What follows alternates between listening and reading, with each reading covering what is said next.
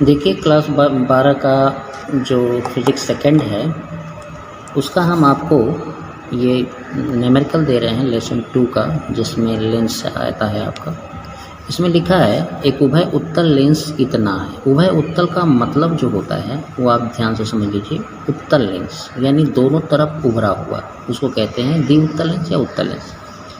तो ANG का मान तो आपको फाइनली दिया है 1.5, यानी उस लेंस का अपवर्तनांक दिया है 1.5, और उसके पृष्ठों की वक्रता त्रिज्या 20 सेंटीमीटर है, यानी R1 और R2 दोनों ही 20 सेंटीमीटर।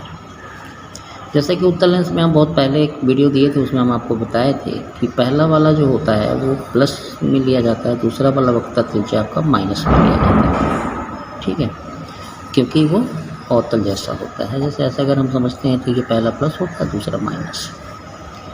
तो लेंस की क्षमताओं का अनुपात क्या होगा जब उसे वायु में रखा जाए और जब उसे इतने अपवर्तनांक के द्रव में रखा जाए। ठीक है, चलिए एक बहुत अच्छी चीज़ हम आपको बताते हैं कि हमें अगर हम पहले लेंस के लिए अगर लिखते हैं तो हम क्या लिखेंगे। ANG-1 वायु के लिए होगा 1/R1 - R2 फाइनल। एक बात का ध्यान दीजिए कि जो क्षमताओं का अनुपात है उसमें वक्रता त्रिज्या तो बदल नहीं रही है। इसका मतलब दोनों ही लेंस, जो लेंस को हम लिए हैं वो उस लेंस को द्रव में डुबा भी देंगे तो उसकी वक्रता त्रिज्या तो चेंजेबल है नहीं। चेंजेबल कौन है? केवल द्रव का अपवर्तनांक, यानी ये अपवर्तनांक और द्रव में डुबा देंगे तो अपवर्तनांक, यानी अगर, और दूसरी बात कि 1/F को ही हम क्षमता कहते हैं, है ना। तो हम ये भी कह सकते हैं कि ये P1 क्षमता हो गई, ANG-1 1/R1 1/R2, ऐसे भी कह सकते हैं। और दूसरे वाले के लिए अगर हम कोशिश करें तो हम P2 बराबर लिख सकते हैं। अब यहाँ पे क्या हो सकता है, ANG/ANL -1 1/R1 1/R2, ये समीकरण नंबर हो गया 2। क्लियर हो रहा है आपको? थोड़ा सा मेरे साथ कोऑपरेट करिए भाई, मेहनत तो आपको भी करनी पड़ेगी, नहीं तो फिर हमें दिक्कत ही होता है। P1/P2 अगर हम करते हैं, यानी भाग देते हैं 1 और 2 का, समीकरण 1 और 2 का भाग देते हैं तो ये कट ही जाएगा। अगर आप रखना चाहें तो रख सकते हैं, नहीं तो कट जाएगा तो आप सीधा सीधा रख लें, क्या करना है। तो ये हो जाएगा ANG/ANL -1। क्लियर? क्षमता क्लियर हो रही है, सीधे क्षमता का सूत्र आ रहा है। तो ANG का जो मान है वो आपका इसने दिया 1.5, तो आप यहाँ 1.5 लिख लीजिए -1। वो दूसरे वाले का जो मान है इसका ANL का मान कितना दिया है, वो मान है आपका लिक्विड का 1.25। तो यहाँ पे जो ANG 1.5 हुआ उसके नीचे ANL लिखना है आपको, ANL का मान 1.25। क्लियर? इतना काफ़ी है। सॉल्यूशन देंगे तो थोड़ा इसी में बढ़ा देते हैं, 0.5 ये हो गया आपका, और यहाँ जो हो जाएगा वो हो जाएगा 0. चलिए कर देते हैं, थोड़ा सा मेहनत आपके लिए कर देते हैं। 1.25/1.25, थोड़ा हल किए हैं हम, कुछ किए नहीं है। तो ये आप 50 भी कह सकते हैं, इसको आप यहाँ 50 भी लिख सकते हैं, कोई दिक्कत तो है नहीं। अब आप इसको थोड़ा सा सॉल्यूशन डालते हैं तो ये बनता है 0.5, ये ऊपर चला जाएगा तो 1.25, नीचे की व्यवस्था बना दी गई। तो 1.5 में ये सवा है, ये है, तो इसका मतलब ये आ जाएगा। क्या लगता है आपको? इसको अगर हम 0 कर देते हैं 25 × 50, ये बड़े आराम से कट भी जाएगा। तो P1 अगर हम P2 करें तो यानी क्षमता अनुपात देखें तो ये 1.5 हो जाएगा। क्या बोलते हैं, 2.5, 2 का गुणा कर दे भाई, ये 50 लिख सकते हैं हम इसको /1। यानी हम ये भी कह सकते हैं कि इतना /100। हम ये भी कह सकते हैं कि 5 × 25 5 × 10, यानी उसकी क्षमता का जो अनुपात आएगा वो 5/2 आएगा। क्लियर हो गया? चलिए एक बार देखते हैं इसको। कांच के पतले लेंस की क्षमता, यानी पहले लेंस की क्षमता उसने दिया 5 डायोप्टर। द्रव में डुबा दिया जाता है तो इतने सेंटीमीटर की अपसारी लेंस की तरह व्यवहार करता है। अपसारी मतलब कौन बताएगा भाई? अवतल लेंस। यानी इसके लिए अगर हम P2 सोचें या F2 सोचें तो वो है आपका 85 सेंटीमीटर। क्लियर हो गया? द्रव का अपवर्तनांक ज्ञात करना है, ठीक है। वही वाला क्यों ना हम लोग लगा लें। जैसे अगर हम P2 लिखेंगे तो क्या लिखेंगे? 100/85 ये लिख सकते हैं हम लोग, ठीक है ना। क्यों लिख सकते हैं बताइए कि P बराबर होता है 1/f। हम 100 अगर हम यहाँ लिखेंगे, यहाँ 100 लगाएंगे तो यहाँ सेंटीमीटर में लिख सकते हैं। तो ये P2 की क्षमता हो गई। अभी हम बताए थे कि P1/P2 यानी P प्रोपोर्शनल जो होता है वो ANG1 होता है। तो अब यही आपका यूज कर लेते हैं। पहले वाले में तो ANG ही यूज होगा, 1 कर लेंगे। दूसरे वाले में ANL यूज होगा, 1 कर लेंगे क्योंकि हमने डुबा दिया, ठीक है। ठीक है, और इसमें बताना है द्रव का अपवर्तनांक, यानी ANL का अपवर्तनांक आपको बताना है। यहाँ पे हम लोग जो यूज करेंगे उसी का। P1 आपका है 5 और P2 है 100/85 बराबर ANG है 1.5 - 1। गुड। और इसका है ANG, इसका मान लिख देते हैं ANG/ANL कहेंगे इसको -1। हम ये कह देते हैं कि ये n है, थोड़ा लिखने में आसानी होगी और कुछ नहीं होता। तो 85/100 आप लिख सकते हैं, ठीक है। ये हो जाएगा 0.5, ठीक है। ये 1.5, ये भी ठीक है। इसको हमने n कहा है तो यहाँ n आ सकता है और बटे n भी आ सकता है, ये भी कर सकते हैं। आप n कह रहे हैं इसलिए यहाँ देखिए एलसीएम लेके n यहाँ चला जाएगा 1.5 के साथ। थोड़ा सा सोल्यूशन देंगे तो 0.5n/1.5 -n, ठीक है। थोड़ा सा काटना चाहें तो काट सकते हैं, इसको काट दें।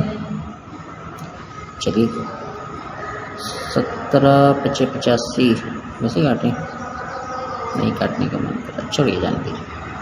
तो यहाँ पे देखिए इसको आप ऐसे गुणा कर सकते हैं। तो 85 × 1.5 - 85n बराबर 100 × 0.5n। ठीक लग रहा है? चलिए इसी को हल कर देते हैं। इसको करेंगे तो आपका कितना आ जाएगा? 25 × 50 यानी सिर्फ 50 आ जाएगा, ठीक है n। और ये है 85, आप चाहें तो इसको इस साइड कर लो, ठीक है। अब इधर बच रहा है आपका 85 × 1.5, कॉमन लेना है, ले लीजिए। चलिए थोड़ा सा आगे बढ़ते हैं, देखते हैं क्या आ रहा है।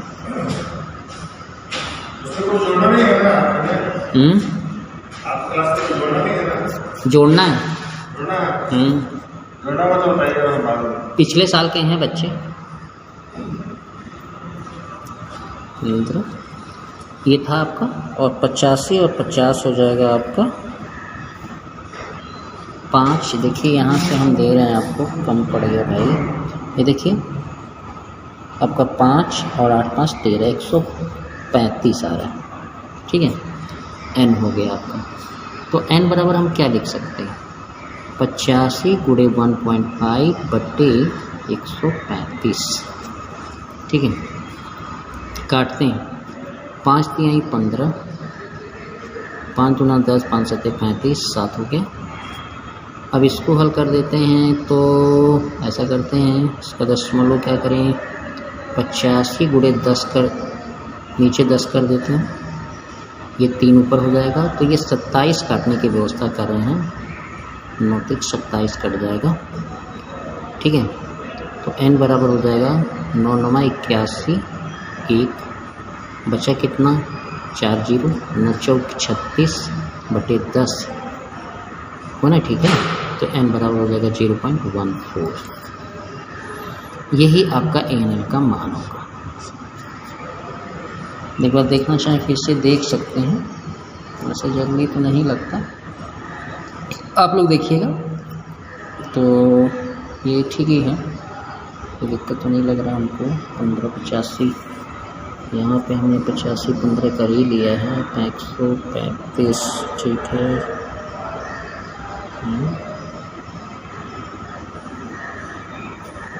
ये 150 ठीक है।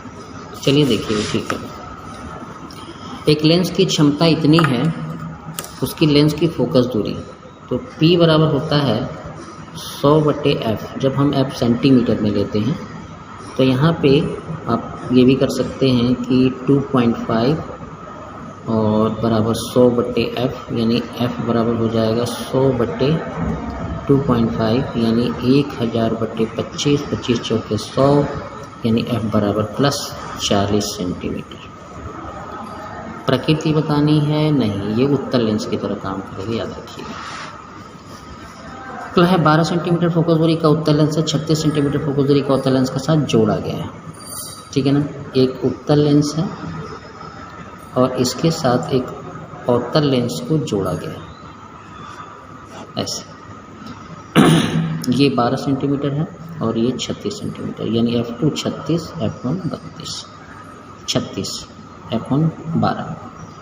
इस संयुक्त लेंस से 70 सेंटीमीटर, या देखिए इनको संयुक्त करने के बाद यहाँ वस्तु को रखा है कितने पर, 27 पर सेंटीमीटर। देखिए f1 बराबर 12, f2 बराबर 36, अवतल है इसलिए माइनस, ठीक है। और u का मान वस्तु रखा गया है 27 पे, माइनस यूज करेंगे।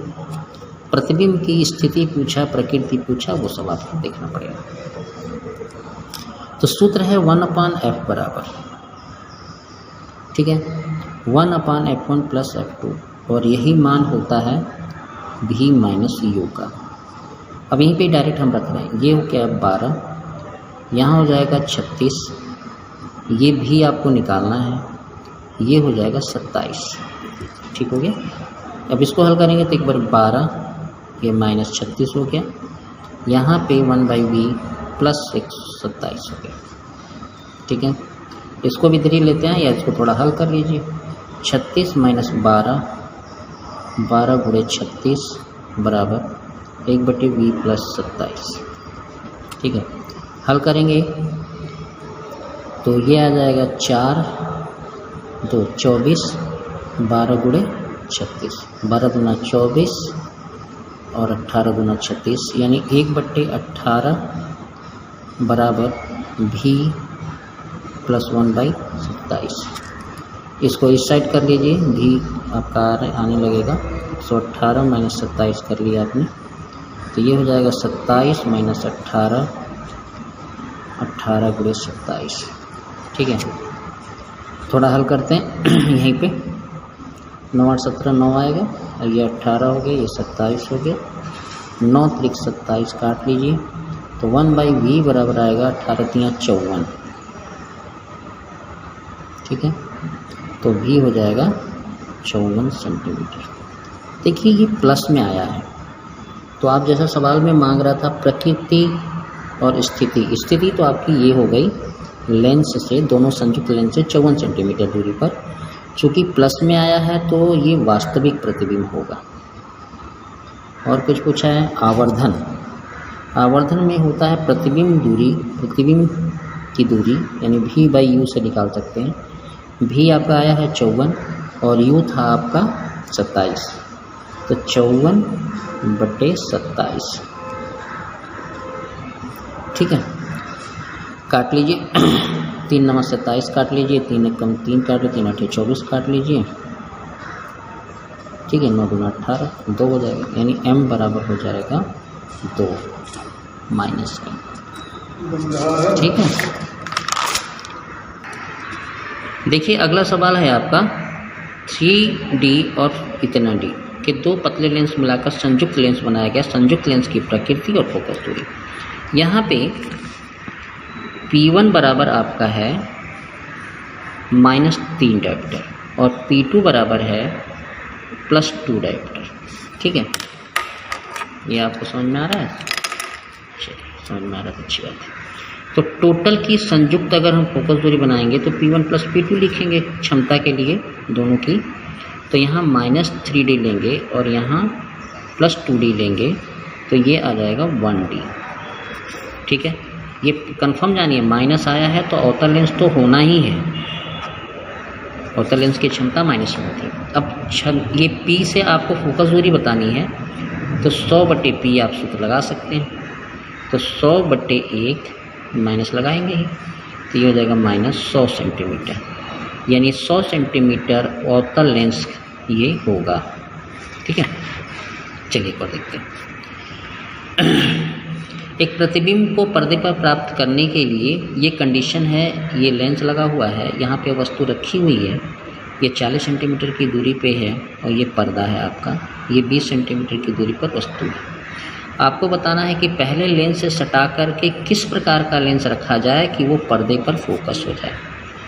देखिए, जब लेंस को सटा के रखेंगे, एक चीज़ जान लीजिए कि प्रतिबिंब को अगर आगे करना है, जैसे प्रतिबिंब यहाँ है, आप कोई लेंस लगाकर आगे करना चाहते हैं तो अवतल लेंस का प्रयोग तो करना ही है, का प्रयोग होगा। अब जैसे सटा के प्रयोग होगा, जैसे इस लेंस के साथ ही अगर हम इस अवतल को सटा के रख दें तो इसके लिए जो वस्तु है, जैसे वहाँ O यहाँ रखा है और इसकी दूरी कितनी है आपकी 20 सेंटीमीटर, तो U बराबर आप लिखेंगे +20 सेंटीमीटर। भी आपको कहाँ चाहिए, भी आपको कहाँ चाहिए, यहाँ से यहाँ तक कितनी दूरी है 40, यानी भी आपको बनाना है कितने पे 40 पे। ठीक है, समझ में आ गया। अब सूत्र लगा लीजिए, 1/f बराबर 1/v - u। तो 1/f, अब फोकस दूरी देखिए, इसमें इस लेंस की फोकस दूरी क्या आती है वही आपको बताना है। v हो गया 40 और u हो गया आपका 20, यानी 20 - 40/40 × 20 करेंगे तो -20/40 × 20 कट जाएगा, तो ये आपका आ जाएगा 1/-40, यानी f बराबर -40 सेंटीमीटर का आप अवतल लेंस प्रयोग करेंगे जब आपको सटा के रखना होगा। समझना की बात। अब एक चीज़ और देखिए, दूसरा पैटर्न इसने बोला है कि पहले लेंस से 10 सेंटीमीटर की दूरी पर लगाएं। तो पहले लेंस से 10 सेंटीमीटर की दूरी पर मतलब ऐसे अगर हम लगा रहे हैं तो 10 सेंटीमीटर की दूरी का मतलब है वस्तु अब यहाँ 20 पर थी पहले और 10 सेंटीमीटर पर लेंस ही लगा दिया हमने, तो अब इसके लिए वस्तु कितनी बच गई 10 सेंटीमीटर, यानी u अभी क्या कितना लेंगे हम 10, पहले कितना लिए थे हम 20, ये लेंगे आप पॉजिटिव। क्यों लेंगे, क्योंकि ये दूसरी तरफ है, लेंस के दूसरी तरफ है और भी आपको यूज करना है। ठीक है, भी आप करेंगे तो अब जो प्रतिबिंब है उसको कितनी दूर जानी है।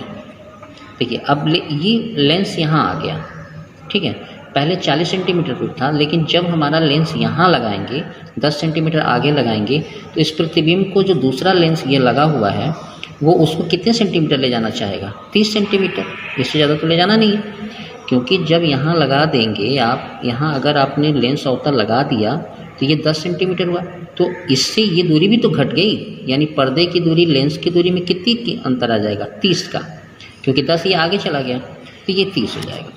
तो 1/f बराबर v - u अगर हम लगा रहे हैं तो 1/f निकालना है। v का मान यहाँ पे कितना लिखेंगे 30, यहाँ कितना लिखेंगे 10, तो ये जगह 10 - 30/30 × 10 1/f। तो 1/f बराबर हो जाएगा -20/300, काट दीजिए, कटेगा तो कितना आएगा 15, यानी f बराबर आया -15 सेंटीमीटर, यानी -15 सेंटीमीटर का अगर हम फोकस दूरी का अवतल लेंस यहाँ लगाएंगे तो वो प्रतिबिंब चला जाएगा पर्दे पर। और पहले वाले में जब सटा के रखेंगे तो कितने का लग रहा था 40 सेंटीमीटर का। क्लियर, समझ में आ गया। चलिए और देख लें, चलिए एक और देख लेते हैं। ये आपका एक चित्र बना हुआ है, आपको बताना है भी का मान क्या होगा। देखिए, ये गोली अपवर्तक पृष्ठ का सवाल है, ठीक है, समझ में आया। तो इसके लिए सूत्र लगना है ये वाला। ये सूत्र तब लगाया जाता है जब वस्तु कहाँ रहती है वायु में, लेकिन अभी यहाँ तो वस्तु कहाँ चली गई कांच में रखी, वायु में जाना इसको, तो इसमें क्या करते हैं कि जहाँ जो रहता है वही वो सेट करते हैं, यानी n का अगर भाग दे दीजिए तो आपका ये सेट हो जाएगा। जैसे u कहाँ पे है, कांच में, तो n को u के साथ रख लीजिए। सूत्र आपको सेटिंग करना बता रहे हैं। v आपका वायु में बनना है तो आप v ऐसे रख लीजिए। क्लियर हो गया। जब ये बदल गया है वायु के सापेक्ष है तो यहाँ 1 - n/r हो जाएगा। ये समझ में आ गया आपको। अब यहाँ रखना है। अब आपको ये बता देते हैं कि इसमें कौन क्या रखाएगा। पहली बात कि u जो आपका रखा जाएगा वो आपका है, कितना है, 12 सेंटीमीटर। ये आपका u कितना रखेंगे, 12 सेंटीमीटर माइनस का, समझ में आया। और अपवर्तनांक आपका कितना है, Ang 1.5। वक्रता त्रिज्या, इसमें वक्रता त्रिज्या है, देखिए वो बोला है ना 2 सेंटीमीटर, 2 सेंटीमीटर, तो आप यहाँ लिखेंगे 2 सेंटीमीटर। लेकिन एक बात का याद रखिएगा, प्लस या माइनस, देखिए जब ये यहाँ से गया है तो ये आपका अवतल टाइप है, तो इसको हम लिखेंगे 2 सेंटीमीटर माइनस। अब सूत्र पे डालिए, ये सूत्र पे, तो 1/v, n का मान हो गया 1.5, और अब आपका क्या बच्चा, u है -12, ठीक है। अब यहाँ आ जाते हैं, 1 - 1.5, r है -2। क्लियर हुआ। अब इसे हल करिए तो 1/v ये प्लस हो जाएगा, यानी इतना बट्टे 12 हो जाएगा। यहाँ करेंगे तो 0.5 आ जाएगा, ठीक है। तो माइनस का -2 आ जाएगा। तो यहाँ 1/v बराबर हो जाएगा, थोड़ा सा आप हिम्मत करिए, तो 0.5/2 माइनस 1.5/12। क्लियर, नहीं समझ में आया। ये वाला इसकी इस साइड जा रहा है, ठीक है। तो अब आप इसमें समझ सकते हैं कि ये जो आ रहा है आपका, ये यहाँ कर लीजिए। ये काम करते हैं, थोड़ा सा हल कर दें या कर देते हैं, चलिए हल करते हैं थोड़ा सा। 12×25 = 60, ये आएगा 60/2, ठीक है। और ये आएगा 15 दूना 30, केवल 3/1.2। ये गड़बड़ तो नहीं हो गया, नहीं, ठीक है, ये यही रहेगा, हो गया। अब इसको हमें हल करना है, तो 63 में से ये घटेगा तो कितना आएगा, 57, ठीक है, 57 आया। नहीं, 57 कैसे आएगा भाई, ये तो हल ही किया अभी, कर दिया हमने। यहाँ 12×25 = ठीक ही किया था, ये 12 को 57, गड़बड़ हो रहा है। चलिए इसको करते हैं। तो देखिए यहाँ थोड़ा सा मेहनत करते हैं। 1/v बराबर हो जाएगा 5/20 कर लेते हैं, और यहाँ कर देते हैं 15/120, ठीक है। थोड़ा इसको सॉल्व देते हैं, तो अब ये रहने देते हैं। यहाँ पे इसको कर देते हैं 12×25 = 60, यानी 600 हो जाएगा। यहाँ 15 दूना 30 -300 हो जाएगा। यहाँ आप कर देंगे 20×120, यानी यहाँ पे आपको आ जाएगा 300/20×120, ठीक है। 2 यहाँ काट दीजिए, 1 यहाँ काट दीजिए, ये 4 कट जाएगा, यानी 1/v बराबर आ रहा है 1 2×4, यानी v बराबर आएगा 8 सेंटीमीटर। ये आंसर होगा, यानी ये दूरी कितनी आएगी, 8 सेंटीमीटर आएगी। रिपीट करके देख लीजिएगा, ठीक है। बहुत बड़ा वीडियो बन गया, अब नहीं बनाएंगे, अगली बार देखेंगे, ठीक है।